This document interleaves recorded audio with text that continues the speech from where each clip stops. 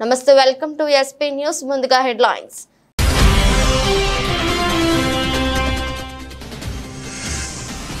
మౌలిక వసతుల అభివృద్ధి దేశానికి ఎంతో కీలకమన్న కేంద్ర మంత్రి రోజుకు 100 కిలోమీటర్ల చొప్పున హైవేల నిర్మాణం చేపడుతున్నట్లు తెలిపిన గడ్కరీ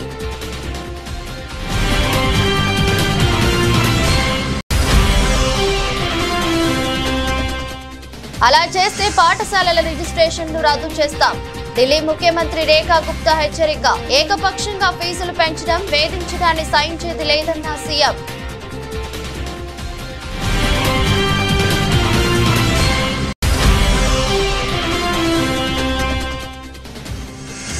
బెంగాల్ హింస మమతా బెనర్జీపై యోగి ఆదిత్యనాథ్ తీవ్ర ఆగ్రహం బెంగాల్ మంటల్లో మండిపోతుంటే సీఎం మౌనంగా ఉన్నారని ఆగ్రహం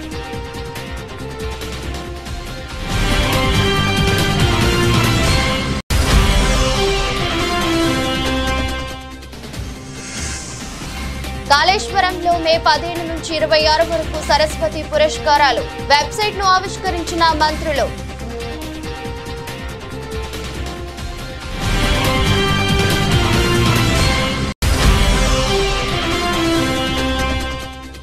ఉండవల్లి నివాసంలో షైనింగ్ స్టార్స్ 2025 కార్యక్రమం 52 మంది విద్యార్థులకు gold medals laptops బహుకరించిన Lokesh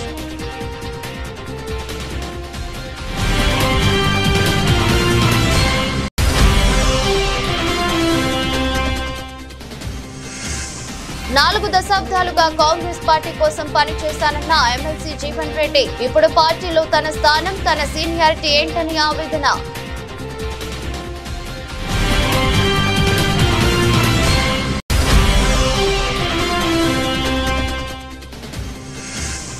Chandrababu దళితుల వ్యతిరేకి అంటూ టీజీఆర్ సుధాకర్ బాబు నందిగం సురేష్ ఫైర్ ఎస్సీల భవిష్యత్తును చంద్రబాబు కాలరాశారని విమర్శలు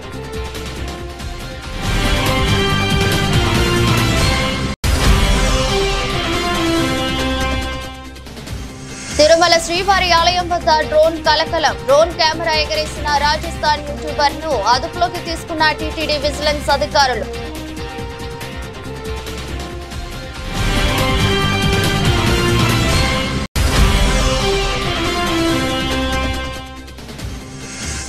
స్పేస్ నుంచి తిరిగొచ్చిన గాయని కేటీ పెర్రీ సహా 6 మహిళలతో కూడిన బృందం విజయవంతంగా పూర్తయిన మహిళల అంతరిక్ష యాత్ర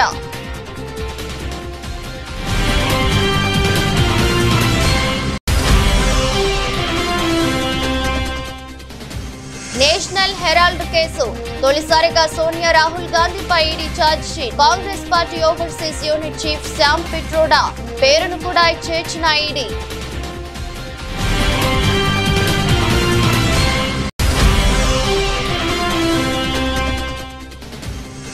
వక్ఫ్ సవరణ చట్టంపై పాకిస్తాన్ వ్యాఖ్యలను తీవ్రంగా ఖండించిన భారత విదేశాంగ శాఖ భారత్ అంతర్గత వ్యవహారాల్లో జోక్యం చేసుకునే అధికారం పాకిస్తాన్ కు లేదని వెల్లడి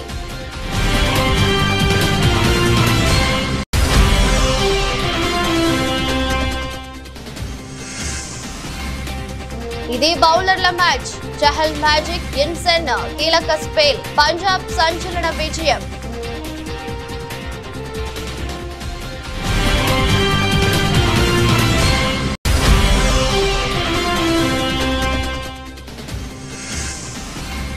ట్రంప్ టారిఫ్ల ప్రభావం నుంచి కోలుకుని లాభాల బాటలో భారత్ ట్రంప్ దెబ్బ నుంచి పూర్తిగా బయటపడిన తొలి మార్కెట్ మనదే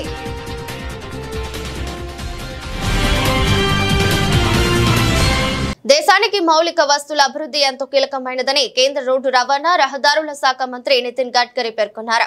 దీన్ని దృష్టిలో ఉంచుకుని దేశంలో రోజుకు 100 కిలోమీటర్ల చొప్పున రహదారుల నిర్మాణం పూర్తి చేయాలని లక్ష్యంగా నిర్దేశించుకున్నట్లు వెల్లడించారు.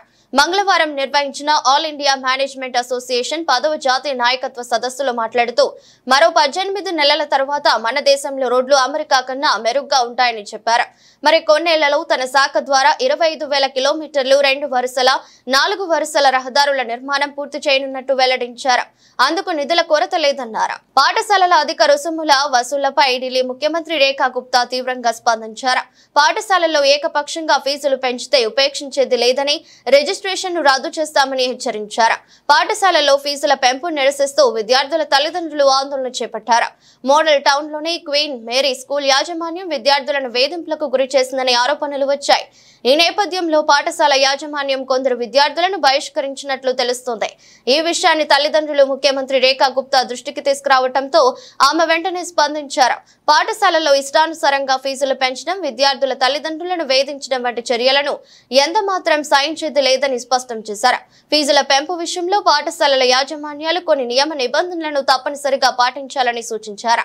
అసాధారణంగా ఫీజులు పెంచరాదని, విద్యార్థులను అకారణంగా వేధించరాదని హితవు పలికారు.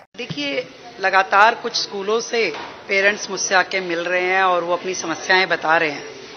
दैट इज फॉर श्योर किसी भी स्कूल को ये कतई अधिकार नहीं है कि वो किसी पेरेंट्स को या बच्चों को हैरेस करे, तंग करे या स्कूल से निकालने की धमकी दे या अनॉर्मल फी हाइक करे. इसके लिए नियम, कायदे, कानून है जिनकी अनुपालना जो है वो बहुत जरूरी है. यदि कोई भी स्कूल इस तरीके से करता हुआ पाया जाएगा तो उसको अपने आप भुगतना पड़ेगा.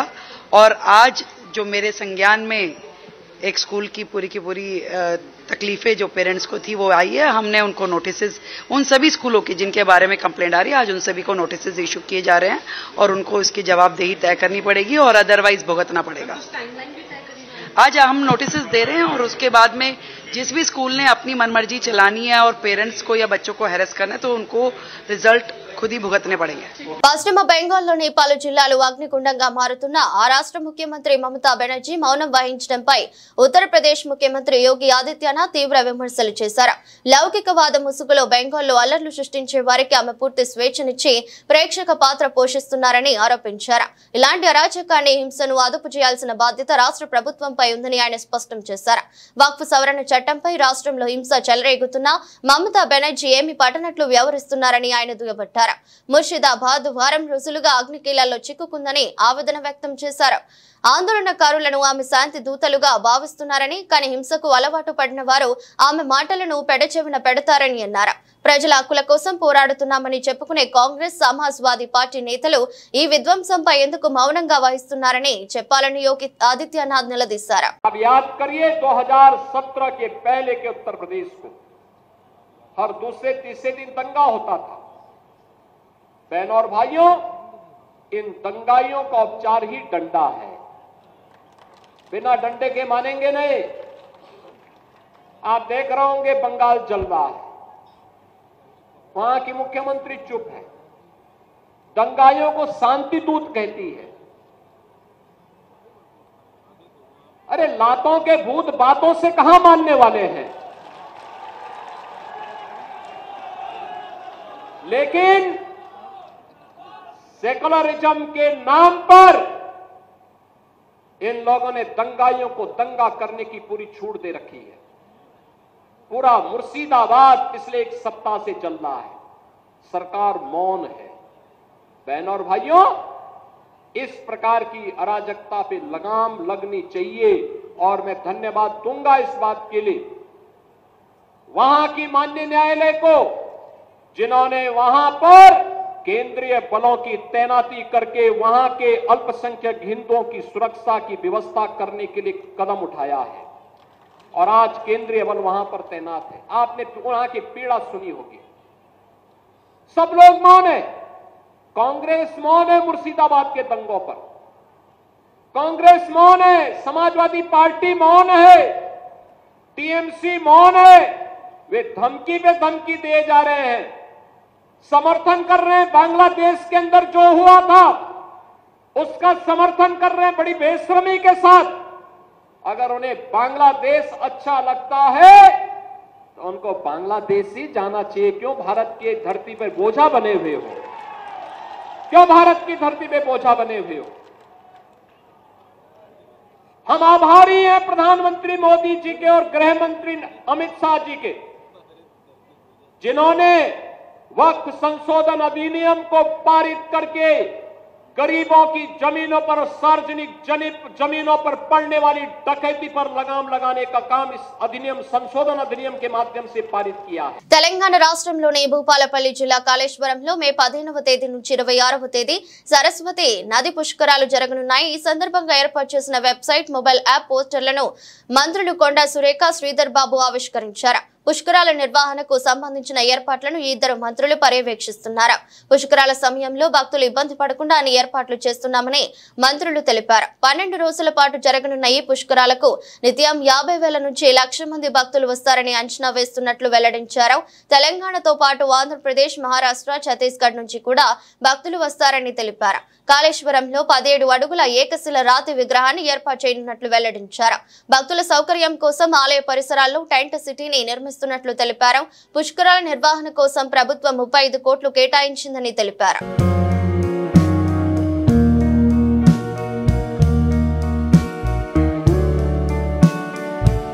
ప్రభుత్వ జూనియర్ కళాశాలల్లో చదివి ఇంటర్మీడియట్ లో రాష్ట్ర స్థాయిలో అత్యుత్తమ మార్కులు సాధించిన విద్యార్థులను విద్యా ఐటీ శాఖ మంత్రి నారా లోకేష్ ఘనంగా సత్కరించారు. ప్రభుత్వ కళాశాలల్లో చదివితే మంచి మార్కులు రావని అపోహను తొలగించి ప్రభుత్వ విద్యా గౌరవాన్ని నిలిపారని ఆయన విద్యార్థులను ప్రశంసించారు. ఉండవల్లిలోని తన నివాసంలో షైనింగ్ స్టార్స్ 2025 పేరిట ఏర్పాటు చేసిన ప్రత్యేక కార్యక్రమంలో 52 మంది ప్రతిభావంతులైన విద్యార్థులను మంత్రి అభినందించారు. ఈ సందర్భంగా వారికి బంగారు పతకాలు అందించి ల్యాప్టాప్లను బహుకరించారు. కార్యక్రమంలో మంత్రి లోకేష్ మాట్లాడుతూ విద్యార్థుల విజయానందాన్ని పంచుకునేందుకు ఈ కార్యక్రమం ఏర్పాటు చేశామని తెలిపారు. మీరంతా విజేతలు, మీకున్న హ్యాట్స్ ఆఫ్. ప్రభుత్వ కాలేజీల్లో చదివిన వారికి మంచి మార్కులు రావని ముద్రను చెరిపేశారు. మీ అందరితో ఇలా కూర్చోవటం నా అదృష్టం. మిమ్మల్ని చూసి చాలా గర్వపడుతున్నా అంటూ ఆయన తన సంతోషాన్ని వ్యక్తం చేశారు. పేదరికం కారణంగా ఏ విద్యార్థి చదువుకు దూరం కాకూడదని ప్రభుత్వ లక్ష్యమని స్పష్టం చేశారు. ముఖ్యమంత్రి చంద్రబాబు ఆదేశాల మేరకు ప్రైవేటుకు ధీటుగా ప్రభుత్వ విద్యా సంస్థలను తీర్చిదిద్దుతామని హామీ ఇచ్చారు. You made us proud. నన్ను ఒక మాట చెప్పాలంటే ప్రభుత్వ విద్య పరువుని మీరందరూ కాపాడారు. ఈరోజు అందరూ డిస్కస్ చేస్తున్నారు. కేబినెట్ అయిన తర్వాత కూడా కేబినెట్ అయిన తర్వాత మంత్రులందరూ కూడా వచ్చి మ్యాజిక్ జరిగింది, ఈసారి చాలా బాగా చేశారు, ఇంకా డ్రైవ్ చేద్దాం. కమిట్మెంట్ పెరిగింది. ప్రజాప్రతినిధుల్లో సక్సెస్ వచ్చేగల కమిట్మెంట్ పెరిగింది. మీ ఎగ్జామ్లు ఏమో నాకు ఎగ్జామ్ లాగా అనిపించింది. అడగండి, వేదిక అందరూ తెలుసు. ఏదో నాకు ఎగ్జామ్, దేవాంశ్ ఎగ్జామ్ రాసినా అంత టెన్షన్ పడేవాడు కాదేమో. మీ ఎగ్జామ్ అంటే నాకే టెన్షన్ లాగా ఉంది. ఎలా జరిగింది, ఎవ్రీడే మాట్లాడుకున్నాను ఏం జరిగింది, ఎక్కడ ఇష్యూస్ లేదు కదా, ప్రాబ్లమ్స్ ఎక్కడ వచ్చినాయా, చాలా సీరియస్ గా తీసుకున్నాం. So we are very committed to this and reforms కి we are committed and success breed success. ఈరోజు ఒక సక్సెస్ వచ్చింది, మీరు చూడండి నెక్స్ట్ బ్యాచ్ ఇంకా ఇంప్రూవ్ అవుతారు. So success will breed success. ఈ ఫస్ట్ సక్సెస్ కోసం ఈ ప్రభుత్వానికి 10 నెలలు పెట్టింది. బట్ ఒక తొలి అడుగు మాత్రం ఇంకా చాలా చేయాల్సి ఉంది. కాంగ్రెస్ పార్టీలో ఇప్పుడున్న వారిలో వి హనుమంతరావు ఒకరే తనకన్నా సీనియర్ అని, జానారెడ్డి కూడా తన తర్వాత 4 గంటలకు పార్టీలో చేరినట్టు కాంగ్రెస్ సీనియర్ నేత మాజీ మంత్రి టి జీవన్ రెడ్డి తెలిపారు. 4 దశాబ్దాలుగా కాంగ్రెస్ పార్టీ కోసం పనిచేశానని, ఇప్పుడు పార్టీలో తన స్థానం, తన సీనియారిటీ ఏంటని ఆవేదన వ్యక్తం చేశారు. ఆయన జగిత్యాలలో మీడియాతో మాట్లాడుతూ భావోద్వేగానికి లోనయ్యారు.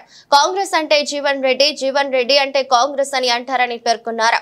పార్టీ బలోపేతం కోసం పనిచేస్తున్నానని, ఏమాత్రం తొనకకుండా, కాంప్రమైజ్ కాకుండా 10 ఏళ్లు ఒంటరి పోరాటం చేశానని గుర్తు చేశారు.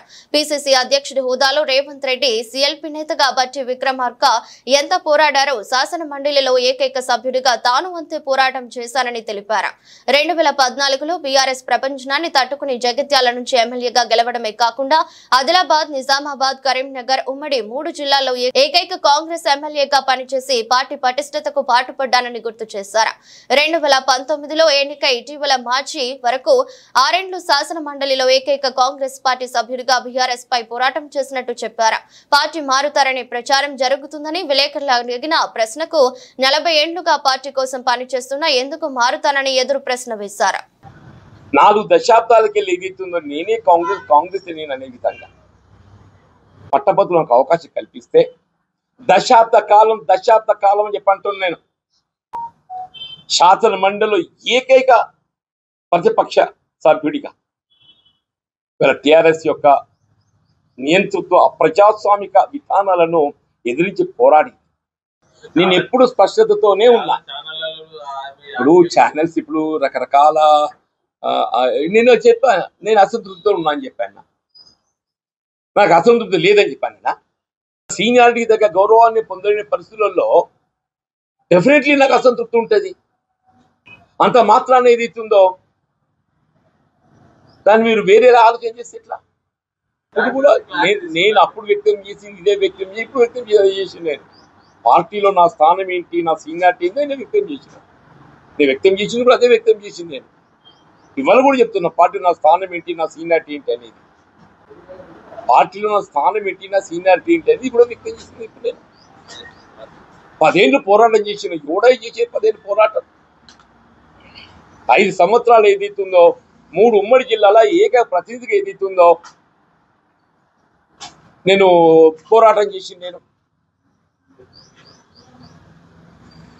అటు శాసన సభ్యుడిగా, శాసన మండలి సభ్యుడిగా అన్కాంప్రమైజ్ రాష్ట్ర కాంగ్రెస్ అధ్యక్షుడు రేవంత్ రెడ్డి గారు ఏ స్థాయిలో పోరాటం చేసిండో, శాసనసభ పక్ష నాయకుడిగా గట్టిగా ఏ స్థాయిలో పోరాటం చేసిండో, శాసన మండలి నాయకుడిగా నేను ఆ స్థాయిలో పోరాటం చేసి ఎవరికి తక్కువ కాదే.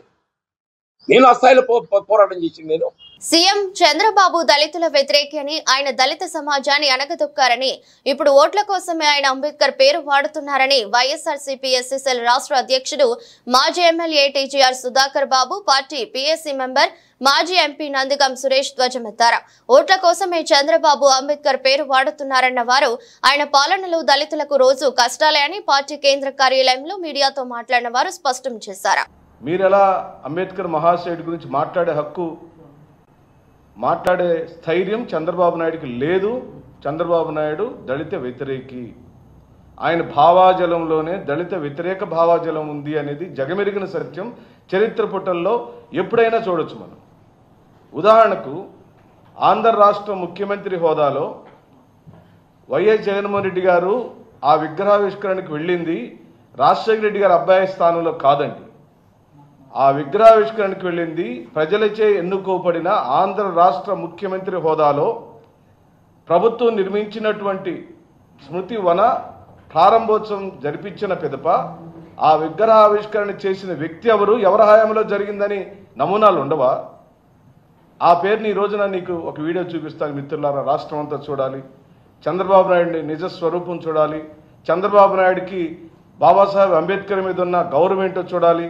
దీనికి తెలుగుదేశం పార్టీ శ్రేణులు లేదా వాళ్ళ పొత్తులతో ఉన్న బీజేపీ పార్టీ, జనసేన పార్టీ ఈ సంఘటనకి ఏమి సమాధానం చెబుతుందో చెప్పండి. ఎందుకు బాబాసాహెబ్ అంబేద్కర్ విగ్రహాన్ని అంత ధైర్యంతో మీరు ముట్టుకోగలిగారు? కానీ పేర్లు కూడా తీసేసి అంత కోపం నీకుందా అనేది ఈ రోజున ఈ సందర్భంగా మేము మనవి చేస్తూ, ప్రతిరోజు విగ్రహం చుట్టూ తిరిగే నువ్వు ఒక్కసారి కూడా అక్కడికి వెళ్ళకపోవటం అనేది నువ్వు బాబాసాహెబ్ అంబేద్కర్ని నీ మనసులో, నీ భావాజలంలో అంటరానితనాన్ని నువ్వు చూపిస్తున్నావని చెబుతుంది వైఎస్ఆర్ కాంగ్రెస్ పార్టీ.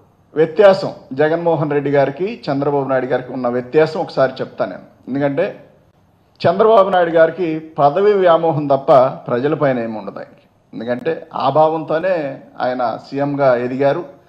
ఇప్పుడు 4వ సారి కూడా సీఎం అయ్యారే తప్ప ఎప్పుడూ కూడా ఒకసారి గెలిచి సెకండ్ పీరియడ్ రిపీట్ అయ్యి గెలిచే పరిస్థితులు ఎప్పుడూ లేవు.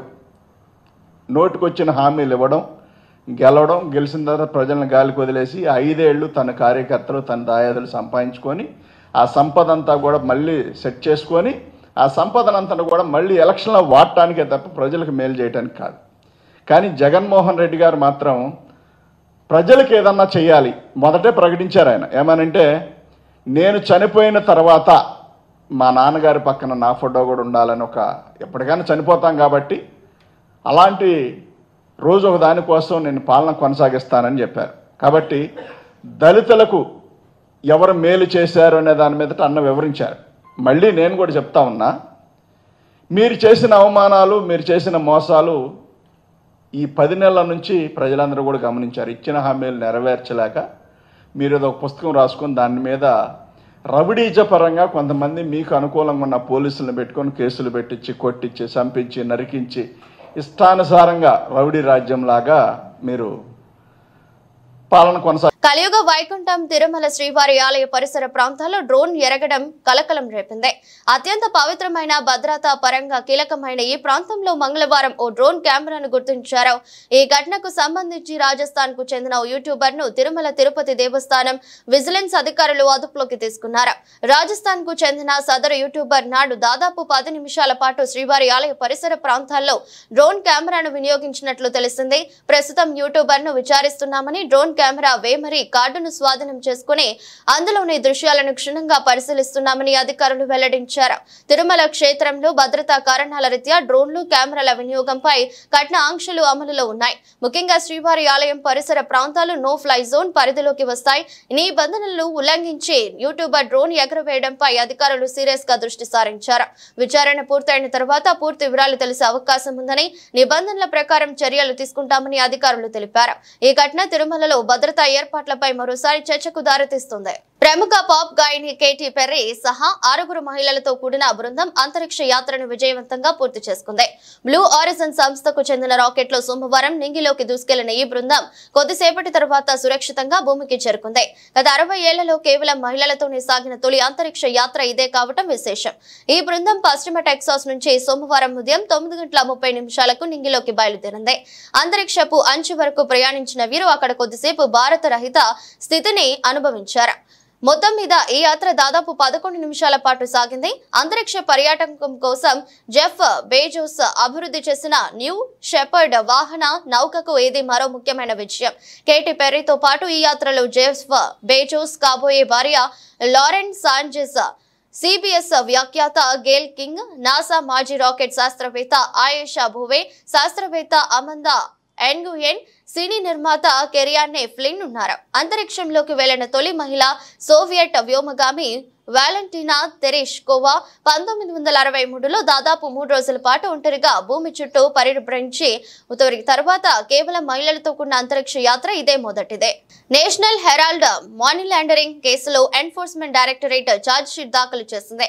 ఈ ఛార్జ్ షీట్ లో కాంగ్రెస్ అగ్ర నాయకులు సోనియా గాంధీ, రాహుల్ గాంధీ పేర్లను పేర్కొంది. ఇదివరకే ఈ కేసుతో సంబంధం ఉన్న ఆస్తుల స్వాధీనానికి ఈడీ నోటీసులు జారీ చేసింది.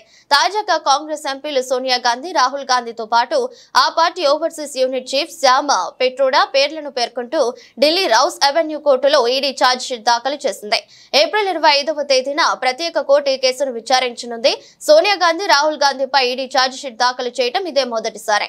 హర్యానాలో జరిగిన రియల్ ఎస్టేట్ ఒప్పందంతో ముడిపడి ఉన్న మనీ లాండరింగ్ ఆరోపణలపై రాబర్ట్ వాద్రాను ఈడీ ప్రశ్నించిన కొన్ని గంటల్లోనే ఈ పరిణామం చోటు చేసుకుంది. వక్ఫ్ సవరణ చట్టంపై పాకిస్తాన్ ఇటీవల చేసిన వ్యాఖ్యలను భారత్ తీవ్రంగా ఖండించింది.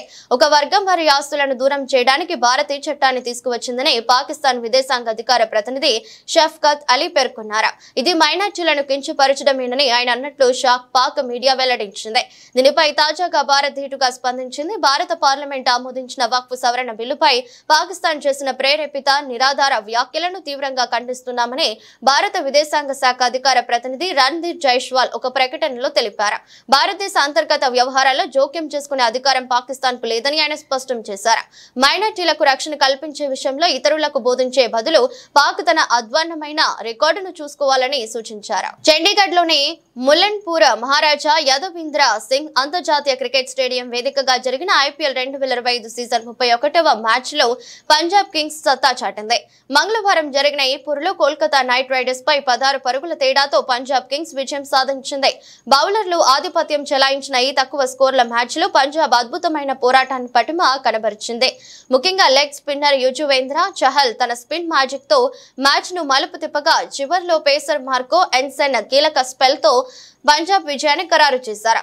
112 పరుగుల లక్ష్యాన్ని ఛేదించలేక కోల్కతా నైట్ రైడర్స్ 15.1 ఓవర్లలో 95 పరుగులకే ఆల్అౌట్ అయింది. ఈ మ్యాచ్ లో టాస్ గెలిచిన పంజాబ్ కింగ్స్ కెప్టెన్ శ్రేయస్ అయ్యర్ ముందుగా బ్యాటింగ్ ఎంచుకున్నాడు. పంజాబ్ 15.3 ఓవర్లలో 111 పరుగులకే ఆల్అౌట్ అయింది. KKR బౌలర్లలో హర్షిత్ రాణా 3 వికెట్లు పడగొట్టగా వరుణ్ చక్రవర్తి, నరైన్ చెరో 2 వికెట్లు, వైభవ్ అరోరా, నోర్జే తలో వికెట్ తీశారు. స్వల్ప లక్ష్య ఛేదనలో కోల్కతా నైట్ రైడర్స్ ఆదిలోనే తడబడింది. ఓపెనర్లు క్వింటన్ డికాక్, సునీల్ నారాయణ్ విఫలమయ్యారు. వీరిద్దరిని వరుస ఓవర్లలో Marco Jansen, Xavier బాల్ట్ let pavilion పంపారు. కెప్టెన్ అజింక్య రహానే, అంగ్ క్రిష్ రఘువంశీ బంతుల్లో 37, 5 4లో ఒక 6 కాసేపు వికెట్ల పతనాన్ని అడ్డుకుని ఇన్నింగ్స్ ను చక్కదిద్దే ప్రయత్నం చేశారు. ముఖ్యంగా రఘువంశీ దూకుడుగా ఆడాడు. అయితే జట్టు స్కోర్ 62 వద్ద రహనేను 72 పరుగుల వద్ద రఘువంశీని చాహల్ అవుట్ చేయడంతో కేకేఆర్ మళ్లీ కష్టాల్లో పడింది. వెంకటేష్ అయ్యర్, రింకు సింగ్, రణదీప్ సింగ్ స్వల్ప వ్యవధిలో మ్యాక్స్ వెల్, చాహల్ అవుట్ చేయడంతో కేకేఆర్ ఓటమి ఖాయమైంది. చివరిలో ఆండ్రీ రసెల్ బంతుల్లో మెరుపులు మెరిపించిన మార్కో జెన్సన్ అతడిని బౌల్డ్ చేయడంతో కేకేఆర్ ఇన్నింగ్స్ కు తెరపడింది. చివరికి కోల్కతా 15.1 ఓవర్లలో 95 పరుగులకే కుప్పకూలింది. పంజాబ్ బౌలర్లలో యజ్వేంద్ర చహల్ 4 వికెట్లతో చెలరేగగా మార్కో జాన్సన్ 3 వికెట్లు పడగొట్టాడు. Arshdeep Singh, Glenn Maxwell, Xavier Bartlett తలో వికెట్ తీసి పంజాబ్ విజయంలో కీలక పాత్ర పోషించారు. అమెరికా అధ్యక్షుడు డొనాల్డ్ ట్రంప్ ప్రకటించిన ప్రతీకార సుంకాల ప్రభావంతో ఏర్పడిన నష్టాల నుంచి పూర్తిగా బయటపడిన తొలి ప్రపంచ మార్కెట్ గా భారత స్టాక్ మార్కెట్ నిలిచింది.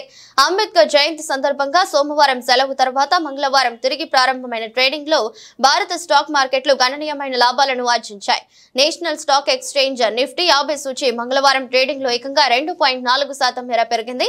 ఈ వృద్ధితో ఏప్రిల్ 2న ట్రంప్ టారిఫ్లపై కార్యనిర్వాహక ఉత్తర్వుపై సంతకం చేసిన నాటి స్థాయికి సూచీ తిరిగి చేరుకోవటం విశేషం. బ్లూమ్బెర్గ్ నివేదిక ప్రకారం ట్రంప్ చర్యలతో ప్రపంచ వ్యాప్తంగా నెలకొన్న అనిశ్చితి నేపథ్యంలో అంతర్జాతీయ పెట్టుబడిదారులు భారత మార్కెట్లను సాపేక్షంగా సురక్షితమైనవిగా పరిగణిస్తున్నారో తెలుస్తోంది. ప్రస్తుతానికి అమెరికా ప్రకటించిన ఈ ప్రతీకార సుంకాలు చైనా మినహా ఇతర దేశాలపై హోల్డ్లో ఉన్నాయి. అయితే ప్రపంచంలోని 2 అతిపెద్ద ఆర్థిక వ్యవస్థలు తయారీదారులుగా ఉన్న అమెరికా, చైనా మధ్య వాణిజ్య ఘర్షణకు ప్రపంచ మార్కెట్లను కుదుపులకు గురిచేసే శక్తి ఉంది.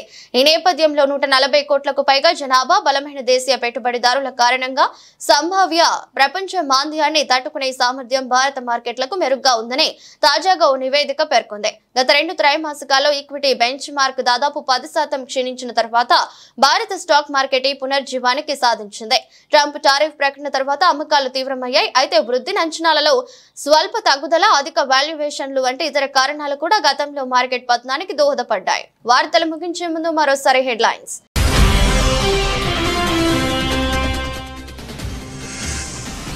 మౌలిక వసతుల అభివృద్ధి దేశానికి ఎంతో కీలకమన్న కేంద్ర మంత్రి. రోజుకు 100 కిలోమీటర్ల చొప్పున హైవేల నిర్మాణం చేపడుతున్నట్లు తెలిపిన గడ్కరీ.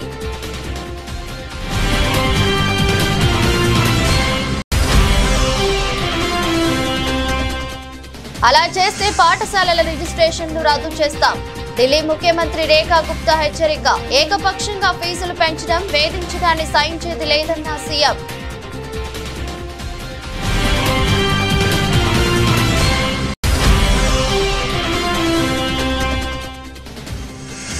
బెంగాల్ హింస.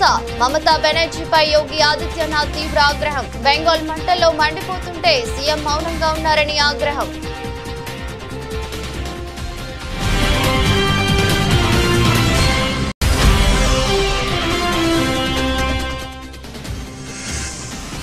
కాళేశ్వరంలో మే 15 నుంచి 26 వరకు సరస్వతి పురస్కారాలు. వెబ్సైట్ ను ఆవిష్కరించిన మంత్రులు.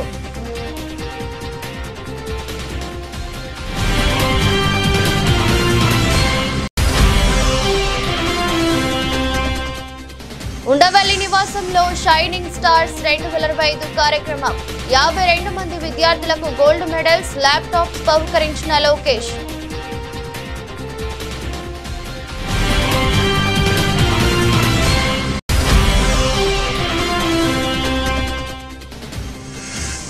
నాలుగు దశాబ్దాలుగా కాంగ్రెస్ పార్టీ కోసం పనిచేశానన్న ఎమ్మెల్సీ జీవన్ రెడ్డి. ఇప్పుడు పార్టీలో తన స్థానం, తన సీనియారిటీ ఏంటని ఆవేదన.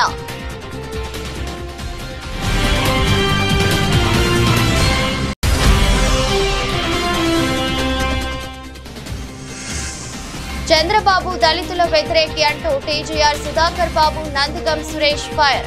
ఎస్సీల భవిష్యత్తును చంద్రబాబు కాలరాశారని విమర్శలు.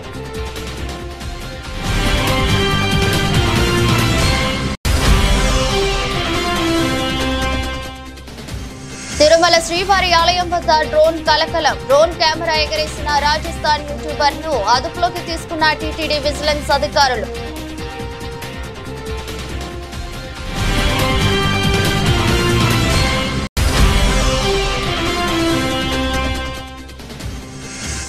స్పేస్ నుంచి తిరిగొచ్చిన గాయని కేటీ పెర్రీ సహా 6 మహిళలతో కూడిన బృందం. విజయవంతంగా పూర్తయిన మహిళల అంతరిక్ష యాత్ర.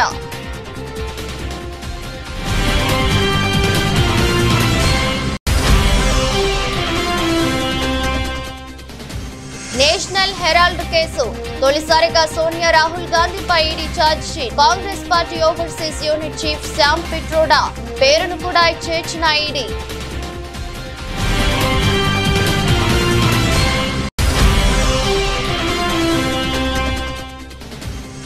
వక్ఫ్ సవరణ చట్టంపై పాకిస్తాన్ వ్యాఖ్యలను తీవ్రంగా ఖండించిన భారత విదేశాంగ శాఖ. భారత్ అంతర్గత వ్యవహారాల్లో జోక్యం చేసుకునే అధికారం పాకిస్తాన్ కు లేదని వెల్లడి.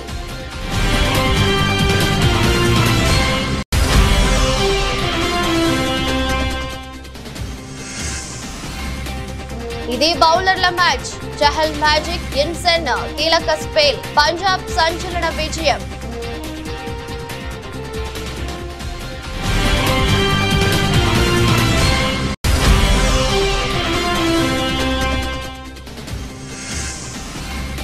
ట్రంప్ టారిఫ్ల ప్రభావం నుంచి కోలుకుని లాభాల బాటలో భారత్. ట్రంప్ దెబ్బ నుంచి పూర్తిగా బయటపడిన తొలి మార్కెట్ మనదే.